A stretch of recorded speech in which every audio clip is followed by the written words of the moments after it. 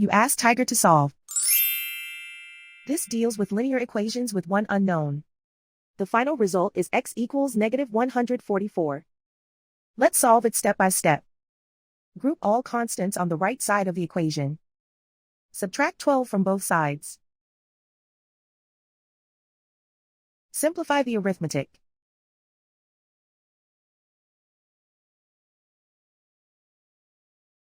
Isolate the x. Multiply both sides by 6. Group like terms. Multiply the coefficients. Simplify the fraction.